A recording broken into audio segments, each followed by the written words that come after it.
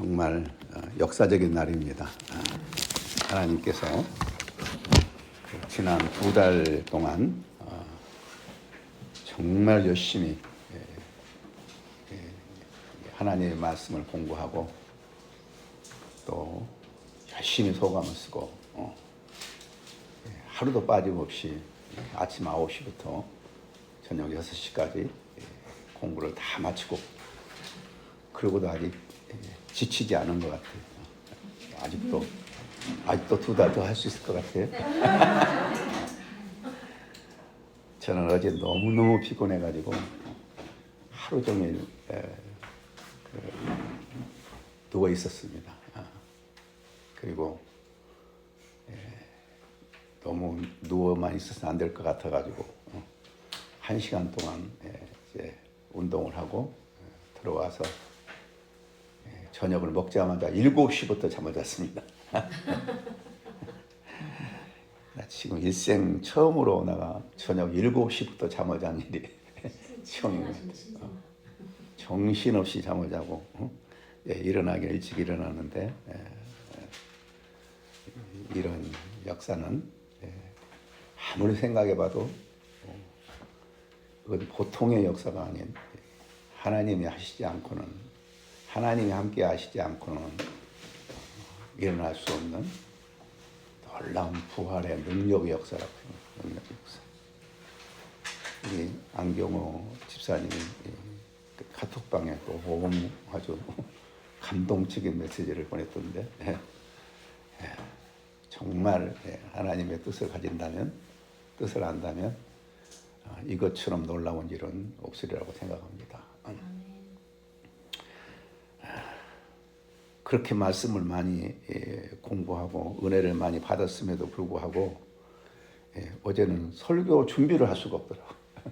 설교 준비를 할 수가 없어 너무너무 힘들어가지고 아무것도 읽어도 머릿속에 들어오지도 않고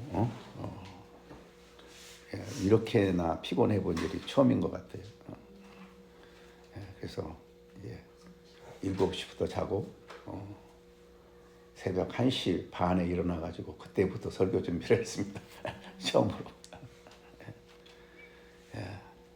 오늘 말씀을 공부하면서 설교 준비를 하면서 이렇게 예수님의 부활이 이렇게 우리에게 큰 위로가 되는가 하는 것을 참 깨달았습니다. 예수님은 십자가에 죽으시고 장사지는 바 되었다가 부활하셨습니다. 이것이 복음이라 그러죠. 고린도전서 15장에 나왔습니다. 예수님 십자가에 죽으시고 장사지는 바 되었다가 부활하였다. 이것이 복음의 핵심이죠. 그가 죽으셨다는 확실한 증거로 군병이 예수님 옆구리에 창을 찌르자 피와 물이 쏟아졌다. 이것은 예수님이 완전히 죽으셨다는 사실을 확증하고 그리고 아리마대 요셉과 니고데모가 참 예수님을 시체를 가져다가 무덤에 장사 지는 바 되었다. 이러한 것을 통해서 예수님은 장사 지낸 바 되었다는 것도 확실해요. 그렇게 완전히 죽으신 예수님께서 부활하셨어요. 막달라 마리아가 무덤에 찾아갔을 때 무덤은 비어 있었다고 그랬죠. 또 베드로가 무덤 안을 들여다보았을 때 수의만이 남아 있었고 예수님 몸은 완전히 사라져 버렸어요. 수의는 원래 있는 그대로 남아 있었다고 그랬어요.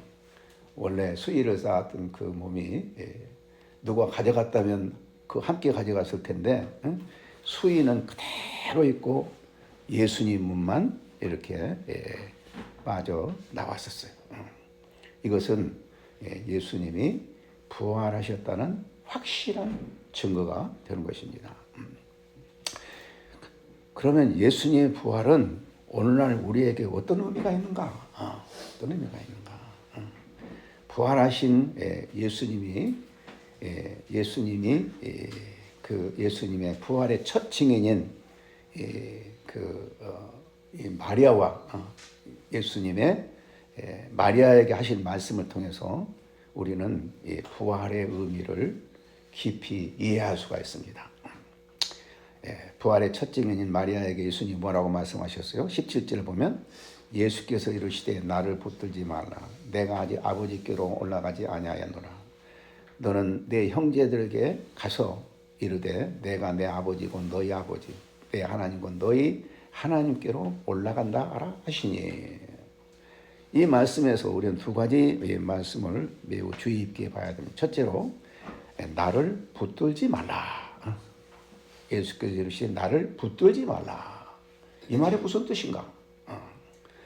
또 둘째로 나는 하나님께로 올라간다. 하나님께 올라간다. 이 두 마디 말씀을 통해서 우리는 부활이 현재 우리에게 어떤 의미가 있는가 이것을 알 수가 있어요. 먼저 나를 붙들지 말라. 이 말씀이 무슨 뜻인가? 이제 막달라 마리아는 부활하신 예수님이 나타나니까 얼마나 반갑겠어요. 막 붙들고 싶겠죠. 붙들지 마라. 붙들지 마라. 나를 붙들지 마라. 붙들지 말라. 왜 예수님은 마리아에게 나를 붙들지 말라고 그랬는가? 누가 나를 만나서 막 포옹을 하고 만지지 마. 나 만지지 마. 그러면 얼마나 힘들겠어요? 근데 여기에는 아주 중요한 의미가 숨어 있는 것입니다.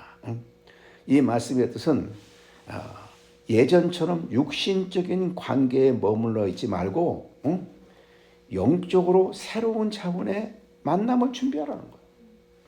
이제 너는 나와의 관계가 육신적인 관계는 끝났다.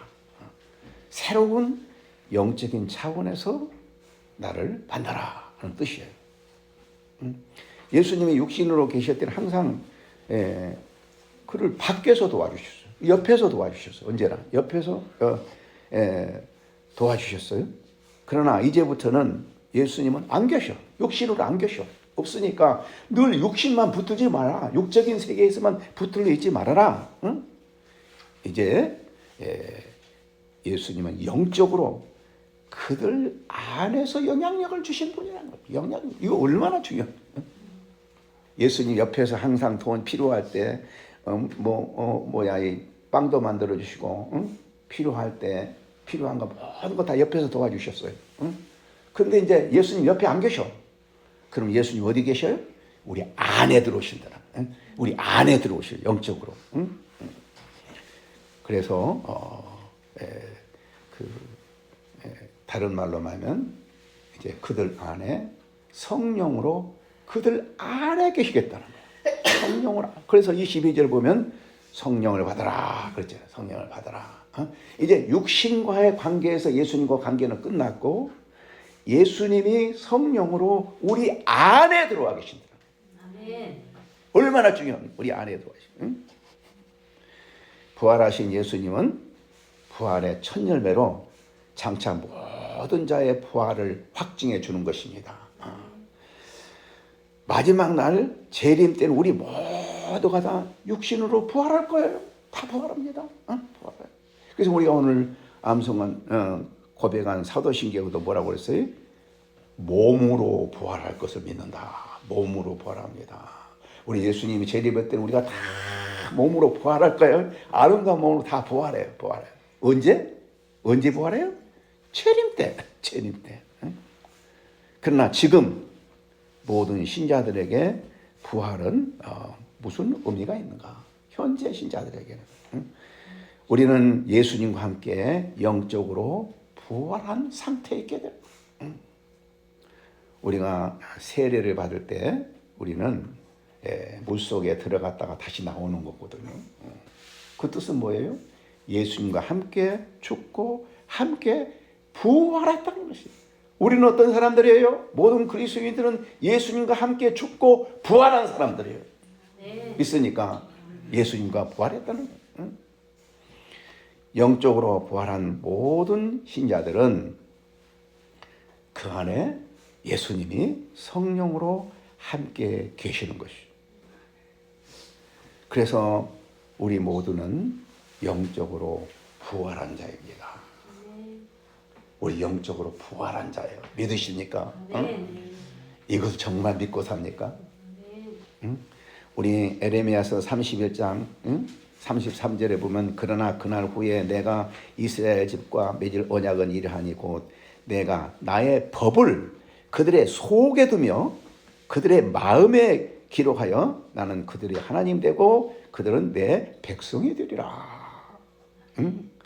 그 법을 율법을 우리의 마음에 기록했다. 마음에 밖에 기록 마음에 기록했다는 것은 예수님의 도우심이 육신으로 계실 때에 밖에서 도움을 주시는 것이 아니고 우리 안에 성령으로 역사하셔서 우리는 모든 율법을 지킬 수 있는 능력이 우리에게 주어진 거예요. 그걸 사용하고 살아야 돼요. 에스겔서 36장 26절 27절에 보면 또 새 영을 너희 속에 두고 새 마음을 너희에게 주되 너희 육신에서 굳은 마음을 제하고 부드러운 마음을 줄 것이며 또 내 영을 너희 속에 두어 너희로 내 율례를 행하게 하리니 너희가 내 율례를 지켜 행하지니라. 성령을 우리 안에 두어서 율례를 행하게 한다는 거예요. 여기 우리가 하나님의 백성들에게 주어진 축복의 백성 주의. 율례를 행하게 하려 함이라. 우리는 지난 주일에 포도나무와 가지의 비유를 통해서 우리 신자들이 예수님에게 붙어 있다는 것이 무슨 뜻인가 배웠어요.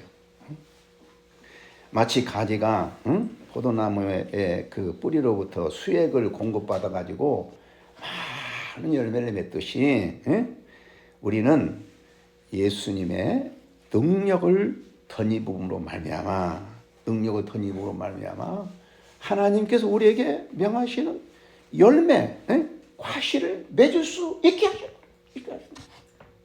그런데 어떻게 우리는 예수님 안에서 능력을 덧입어서 열매를 맺는 어떻게 할 수 있어요? 가장 중요한 것은 우리가 예수님의 하나님이 우리에게 명하신 너희가 나를 택한 것이 아니고 내가 너희를 택하여 세웠나니 너희로 만약 과실을 맺게 하려 함이라. 그럼 무엇이든지 구하는 대로 들어라. 우리가 과실을 맺고자 하는 시도를 할 때 attempt great thing for God 하나님에서 위대한 것을 시도할 때 어때요? 우리는 인간적인 힘으로 할 수가 없기 때문에 주님을 의지할 수밖에 없는 거예요. 주님을 의지하는 거예요. 과실을 많이 맺는 자마다 아버지께 영광을 돌린다 그랬잖아요. 하나님께 영광 돌리는 건 뭐예요? 과실을 많이 맺어야 되는 거예요. 과실을 많이 맺어야. 그 과실을 많이 맺고자 할 때 우리는 어때요? 주님의 능력을 구하지 않을 수가 없는 거예요. 구하지 않을 수. 응? 부활의 능력을 구하지 않을 수가 없는 거예요. 응? 어떤 사람들이 이 부활의 신앙을 덧입고 살 수가 있는가? 어떤 사람들이 부활의 능력을 덧입고 살 수가 있는가? 주님의 뜻을 이루고자 하는 소원을 가져야 됩니다. 주님의 뜻을 이루고자 하는 소원이 있어야 그 소원을 이루기 위해서 하나님의 영광을 위해서 우리가 예수님을 의지할 수가 없는 거예요. 그래서 예수님은 우리가 장차 몸의 부활을 할 수 있지만 현재는 영적으로 우리가 부활한 사람이에요. 부활한 사람이.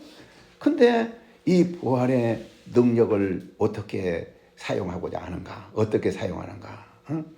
우리가 참 예수를 믿고 살면서도 세상 사람과 다를 바 없이 자기의 능력과 노력으로 잘 먹고 잘 살려고 그래. 세상 사람 다를 바 없어. 어떻게든지 자기 노력과 열심히 일하고 참 자기의 능력을 발휘해서 그렇게 큰 부도 이루고 명예도 이루고 성공을 이루고자 한단 말이에요. 예수 안 믿는 사람 똑같아. 세상을 살아가는데 똑같이 살아가요. 그런 사람도 어때요? 응? 언제나 자기의 제한된 능력과 노력으로만 살게 되는 거예요. 예수를 믿고 부활의 능력을 가진 사람들이 부활의 능력을 사용하지 않고 세상 사람과 똑같이 자기의 제한적인 능력과 제한적인 자원과 노력을 가지고 살고자 해요. 그렇기 때문에 예수 믿는 사람들을 세상에서 보면 예수 믿지 않는 사람보다 더 부족해, 무능력해. 예수 믿는 사람이 세상에서 얼마나 무능력한 삶을 살 수밖에 없어요. 응?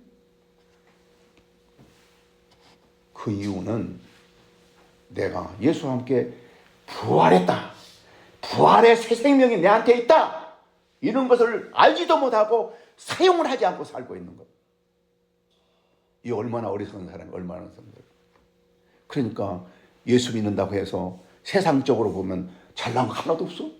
믿지 않는 사람 우리 훨씬 잘나. 잘 살아? 그러면서 나는 천국 가니까 그런 거예요. 아니에요. 아니에요. 예수 믿는 사람 어떤 사람들이에요? 부활의 능력을 덧입고 이 세상에서 믿지 않은 사람과 완전히 다른 사람의 삶을 보여줘야 되는 거예요. 보여줘야 되는 거예요. 몇 개월 전에 우연히 내가 졸업한 대학 그 동문회 동창회 명단이 있는 걸 발견했어요. 그래가지고 거의 60년 가까이 전에 있는 옛날 친구들하고 한번 전화를 해봤어요. 근데 많은 사람이 죽었고 벌써 죽었고 또 살아있다 하더라도 참 나처럼 건강하고 활력 있게 일하는 사람 아무도 없더라고요. 아무도 없어요. 대학 때부터 예수 믿고 지금까지 살고 있는 내가 얼마나 힘들고 어려웠지만 그 사람들에 비하면 얼마나 내가 위대한 인생을 살고 있는가 생각했어요. 여러분, 우리가 부활의 능력을 덧입고 산 사람은 이 세상에 누구와도 비교해서 절대로 지지 아니하는 능력 있는 삶을 살게 되는 거예요. 그럼 어떻게 우리는 이 부활의 신앙을 가지고 능력 있는 삶을 살 수가 있는가? 그 다음의 말씀에 나와 있습니다. 나는 하나님께 올라간다. 나는 하나님께 올라간다는 거예요. 올라간다. 너는 내 형제들이 가서 이르되 내가 내 아버지 곧 너희 아버지 내 하나님 곧 너희 하나님께로 올라간다 하리라 하시니 올라간다. 예수님께서 하나님께로 올라가신다는 뜻은 무슨 뜻인가? 무슨 뜻입니까? 예수님이 이제 죽으시고 부활하셔서 하나님 아버지께 올라가신다면 이제 주님이 꿈꿔오셨던 모든 인류 구원의 역사는 중단되고 말 것인가? 예수님 올라가시니까? 예수님 하나님 아버지께 올라가서 올라가시 버린다면 주님이 이루고자 한 그 뜻은 어떻게 될 것인가? 여기 21절에서 예수님은 올라가시기 전에 이렇게 말씀하셨어요. 예수께서 또 이르시되 너희에게 평강이 있을지어다. 아버지께서 나를 보내신 같이 나도 너희를 보내노라. 예수님이 무책임하게 그냥 하나 올라가시는 겁니까? 올라가셨어요? 뭐라 그랬어요? 아버지께서 나를 보내신 같이 나도 너희를 보내라. 성부 하나님이 성자 예수님을 보내신 목적이 복음을 통한 구원과 평강이 있듯이 이제 제자들이 그 사명을 이어받은 것입니다. 전능하신 하나님이 이 땅에서 이루셨던 그 일을 너무나도 연약한 제자들에게 맡기시고 이 땅에 사라지셨어요. 그런데 정말 예수님이 얼마나 믿음이 좋으신지 모르겠어요. 세상에 이 제자들 얼마나 연약합니까? 예수님 붙잡힌 게 다 도망가 버렸잖아요. 그리고 예수님 모른다고? 참 세 번이나 부인했지 않아요? 두려워서 벌벌 떨고 있지 않아요? 예수님이 부활하시면 두 번이나 찾아와서 내가 너희를 보내노라 이렇게 했는데 또 그 다음 뭐예요? 물고기 잡으러 갔지 않아요? 이런 바보 천치들에게 어떻게 이 귀한 일을 맡길 수가 있냐 말이야. 이 일을 맡길 수가 있어요. 이렇게 바보고 연약하고 부족한 사람들에게 어떻게 이 큰 일을 자기가 이루신 일을 맡길 수 있냐 말이에요. 진짜 말이에요. 주님께서 한없이 연약한 제자들에게 맡기신 일은 감히 예수님이 하신 일보다 더 큰 일을 맡기셨다고 그랬어요. 요한복음 14장 12절에 보면 내가 진실로 진실로 너에게 이르노니 나를 믿는 자는 내가 하는 일을 그도 할 것이요 또한 그보다도 큰 일을 하리라. 이는 내가 아버지께로 가미라. 아버지 가미라. 예수님께서 가시고 나서 무슨 일을 맡겨요?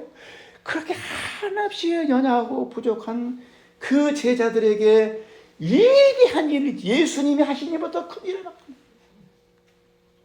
예수님보다 하신 큰 일이란 건 무엇입니까? 예수님이 하신 일보다 질적으로, 양적으로 큰 일을 하시겠다는 거예요. 질적으로. 응? 예, 어떻게 질적으로 큰 일을 하십니까? 예수님이 감당하셔야 할 일은, 예수님께서 계실 때는 육적인 일을 많이 하셨어요. 배고픈 자를 먹이시고, 물을 포도주로 만드시고, 병자를 낫게 하시고, 이 죽은 자를 살려내시고, 이런 일을 많이 하셨어요. 그러나 제자들이 할 일은 뭐예요? 예수님 십자가에 죽으시고 부활하심으로 말미암아, 부활하심으로 말미암아 이제 사람을 변화시키는 능력의 역사를 하신 거예요. 변화시키는 일을. 아무리 우리가 육적으로 많은 걸 준다 하더라도 그 사람이 십자가와 부활을 통해 변화되지 않는다면 그것은 진정한 복음이 아니에요. 복음이 아니에요. 복음이란 어떤 겁니까? 정말로 이 무능력한 인생들, 죄와 육신에 사로잡혀서 아무것도 할 수 없는 사람들, 늘 육신에 빠지고 죄에 빠져서 늘 실패할 수밖에 없는 그 인생이 예수 그리스도의 복음을 믿고 변화돼서 거듭나서 부활의 능력으로 살게 만드는 이 일이 큰일이에요. 큰일이에요. 우리는 부활의 능력 역사를 이루시는 거예요. 제자들에게 바뀌었어요. 제자들에게. 제자들에게 바뀌었어요. 뿐만 아니라 양적으로도 사도행전 1장 8절에 보면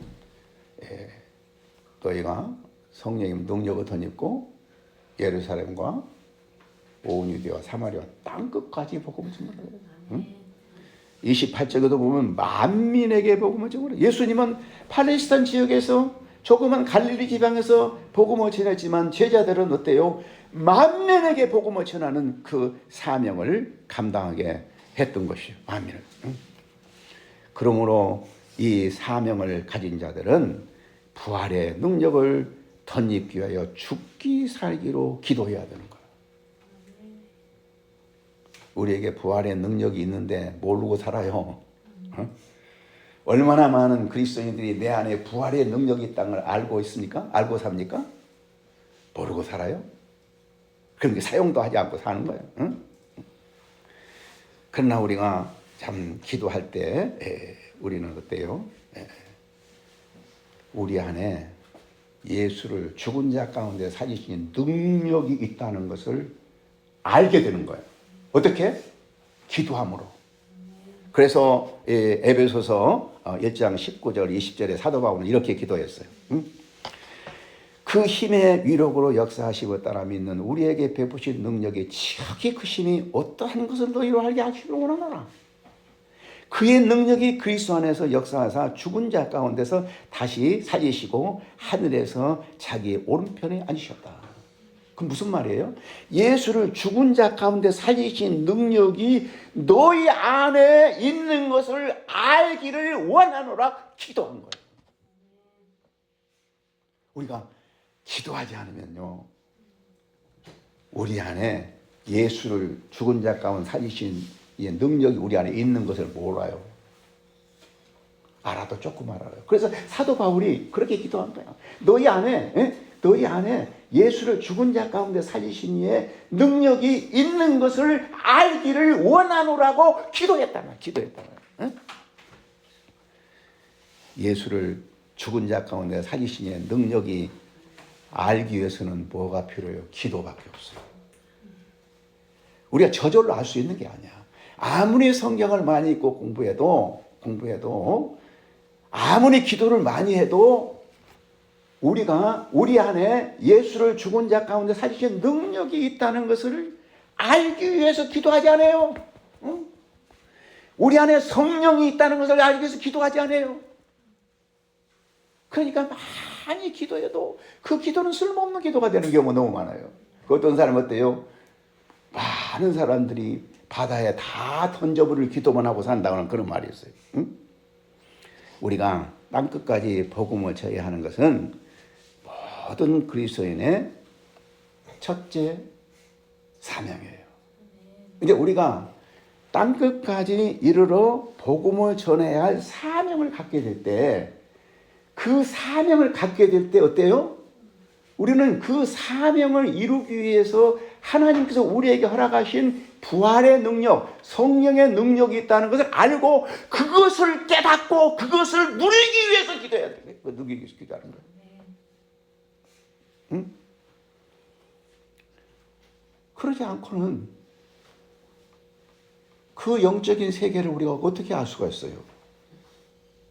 어떤 지식이 있는 사람이, 어떤 신학자가, 어떻게 공부를 많이 한 사람들이 우리 안에 예수를 죽은 자 가운데 살리신 이 능력이 있다는 것을 어떻게 가르쳐 줄 수 있어요?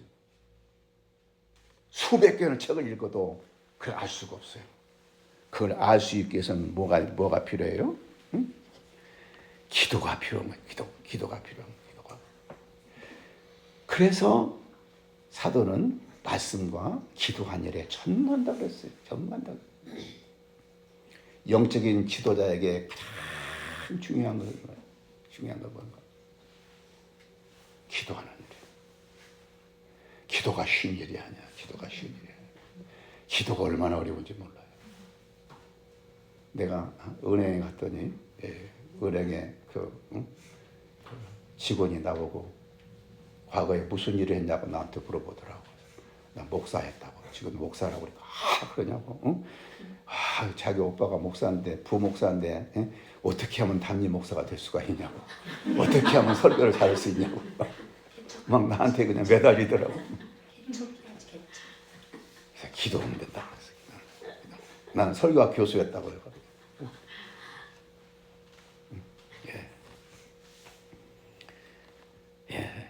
우리가 정말로 중요한 것은 우리에게는 뭐보다도 중요한 것이 기도하는 일이에요. 근데 영적인 큰 리더가 아니고는 혼자 기도하는 것은 정말 불가능한 거예요. 그래서 기도는 반드시 교회가 함께 기도해야 돼요. 교회가 뭐라고요? 만민을 위한 기도하는 집이라고 해서 만민을 위한 집. 어떻게 아무리 듣고 또 듣고 책을 읽어도 혼자 기도에 성공한다는 것은 너무너무 어려운 일이에요. 너무너무 어려워요. 너무너무 어려워요. 그렇기 때문에 교회가 기도해야 돼요. 그래서 성령이 너희에게 임하시는 거예요. 너희에게 공동체 안에 성령이 임하서 기도하는 거예요. 그래서 가장 중요한 일은 교회가 가장 힘써야 할 일이 뭐예요? 기도하는 교회, 기도하는 교회. 기도하지 않은 교회는 부흥이 있을 수 없어요. 부흥이 있을 수 없어요. 기도하는 부흥이 있을 수가 없어요.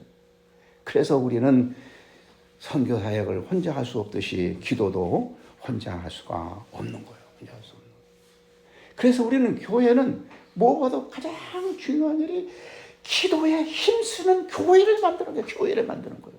교회를 만드는 거예요. 교회가 가장 힘써야 할 일이 뭐예요?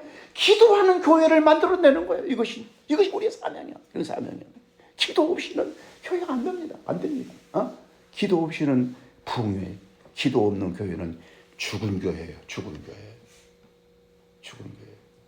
사람이 비록 많이 모일지라도 기도 없는 교회는 부활의 능력을 덧입고 세상에서 승리하는 그리스도인들을 양성해내지 못하는 거예요. 양성해주거든요. 양성이구나. 아직도 현직에 있는 우리 조 대표는 이걸 꼭 깊이 아시기 바랍니다. 정말로 능력을 덧입고 이 세상에 믿지 않은 사람도 뭔가 달라야 돼요. 뭔가 달라야 돼요. 달라야 돼요. 똑같으면 안 돼요. 똑같으면. 뭐 봐도 교회는 정말 기도하는 교회가 돼야 돼요. 기도가 없는 교회는 결코 부흥이 일어날 수가 없어요. 부흥이 일어나서 영적인 부흥이 일어날 수가 없어요. 그런데 부흥이 없는 교회는 죽은 교회 같은 거야. 죽은 교회 같아. 교회가 부흥이 되면 사람들이 저절로 모이는 거야. 저절로 모이는 거야. 교회가 부흥이 되면 사람들이 저절로 모이게 되는 거야. 누가 부흥하지 않는 교회로 다니고 싶겠어요? 가면 맹맹한 그 교회 누가 다니고 싶겠어요? 누가 다니고 싶어요? 거기에 생명이 불타고 기도할 때마다 성령이 불타고 복음 역사 확장되고 새로운 비전을 이렇게 일으킬 때 그 교회 다니고 싶지 않겠어요? 다니고 싶어요. 다 그런 교회 다니고 싶어 한다고. 그러면 우리는 많은 사람을 이렇게 전도하기 위해서는 먼저 우리 자신이 몇 명이 모이든지 간에 우리 자신의 모임이 기도가 뜨거워야 돼. 기도가. 목숨을 걸고 기도하는 사람들이 몇 명만 있으면 돼. 몇 명만 있으면 돼. 몇 명만 있으면 돼. 여기에 정말 생명력이 넘치는 역사가 일어나면 하나님께서는 성령의 능력으로 이 역사를 이루게 되는 거예요. 그래서 우리가 성령이 충만해서 복음 역사를 이루어 나가면 세상적으로 살아가는 건 아무것도 아니야. 아무것도 아니야. 아무것도 아니야. 아무것도 아니야. 아무것도 아니야. 세상에 먹고 사는 것이 걱정이 됩니까? 걱정이 돼요. 걱정이 돼요. 내가 이런 말을 해서는 안 될지 모르지만 나는 은퇴한 목사로서 늙어가고 있지만 엄청나게 돈이 많아요.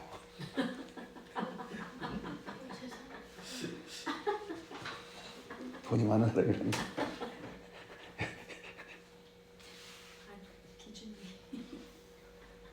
나는 그렇게 구차하게 다른 사람 선보이고 살고 싶지 않아요. 나 힘드니까 나 좀 돈 좀 보태주세요. 그렇게 하고 싶지 않아요. 쉽지 않아요. 쉽지 않아요. 하나님이 주십니다. 하나님이 주십니다. 하나님을 위해서 열심히 일하고 있는데 하나님이 안 주시겠어요? 성령의 능력이 충만한데 세상에 먹고 사는 문제 걱정하고 살겠어요? 아니야. 너희는 먼저 그의 나라와 그 의를 구하라 말이야. 먼저 우리가 그 나라를 위해서 살게 되면요 더 놀라운 역사가 일어나는 거야. 놀라운 역사 일어나게 되는 거야. 우리가 25만의 외국인 대학생에 대한 비전을 주신 것은 엄청난 하나님의 축복이에요. 엄청난 하나님의 축복. 왜? 이 사역에 동참한다는 그 자체가 큰 특권이에요. 특권이에요. 우리는 많이 사명에 대해서 얘기하면 부담과 짐으로 여긴 사람이 많이 있잖아요. 큰 비전을 가진 사람들은 특권이에요. 사도로서의 특권, 엠베서더. 예수님의 엠베서더가 된 거예요. 예수님의 엠베서더. 우리가 이 나라의 하나의 그 조그만 나라에도 대사만 돼도 대단한 거 있잖아요. 왕 중의 왕, 주 중의 주의 엠베서더라고. 우리가 엠베서더, 대사라고. 대사요, 대사. 대사가 된 거예요. 그러므로 우리는 이러한 비전을 가졌다는 거. 이 세상에 우리 한국에 이 가난한 나라에 단일 민족으로 폐쇄적인 살고 있는 이 나라에 세계의 수많은 나라의 사람들이 모여들고 있어요. 25만 명이 더 많은 사람이 모여들고 있어요. 요즘 주가가 막 600까지 올라가니까 사람들이 한국을 다 온대요. 경제 다 한국으로 온대. 이게 뭐 때문에 그런 줄 알아요? 우리 뭐 전도하라고. 우리 뭐 전도하라고 주신 거예요. 전도하라고. 그걸 모르고. 우리 한국에 다 오면 한국에서 우리 얼마나 전도할 수 있는 거예요. 이거 얼마나 놀라운 축복인지 몰라요. 저는 이제 공부 많이 치고 오는 학생들이 소감 쓰는 가운데 이제 여기 올라가면 여기 외국 사람들이 천지요. 많이 쓰니까 매일 한 사람 이상하게 이제 대화를 해요. 근데 요즘 보니까 프랑스의 사람들이 참 많대. 프랑스의 사람들이 그렇게 많은 거 모르겠어요. 내가 만난 사람들이 거의 대부분 프랑스 사람이더라고요. 내가 언젠가 얘기할 때 프랑스에서 무슨 모임이 있어. 한국 가자 가니까 뭐 한국까지 가난한 나라 왜 가냐고 말이야. 그러는데 이제 와서 봤더니 놀래가지고 뭐 프랑스는 한국을 몰려든다네. 예? 예. 야, 이런 놀라운 역사가 우리 주위에서 일어나고 있습니다. 일어나고 있어요. 우리 오르나, 들공, 하랑이, 여러분은 엄청나게 축복받은 사람이야. 여러분 초승 피플이야. 초승 피플, 선택된 사람이야. 여러분들이 하나님의 말씀 잘 공부하고 여기에서 기도를 배우면 겨우 월세, 방세 걱정, 등록금 걱정, 먹 걱정 그런 것에 얽매이고 살 사람이 아니에요. 살 사람이 아니에요. 죽고 살고 기도해 봅시다. 우리 죽고 살고 기도해 보자고. 그래서 이제 이번 주 화요일부터 우리 기도의 시작을 하고 여기 와서 막 죽고 살고 우리 한번 기도를 해보자고. 조 대표, 여기 한번 기도해 보세요. 네. 죽고 살고 기도해봐요. 여기서 죽고 살고 기도하고, 목요일 날 우리 이제 외국인 대학생 성경 공부하고 이 두 가지 모임을 통해서 우리가 적극적으로 기도한다면, 나는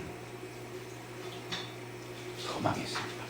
소망이 있습니다. 우리에게 정말 이 불타는 성령의 역사를 한번 맛보지 않겠어요? 한번 맛보봅시다. 우리 성령 역사를 한번 맛봅시다. 이대훈 장로님, 한번 성령 역사를 맛봅시다. 맛봅시다. 맛보자고. 우리 둘궁 성령에서 맛보고 싶어? 맛보고 싶어? 이야, 놀라운 역사가 일어나고 있습니다. 기도합시다.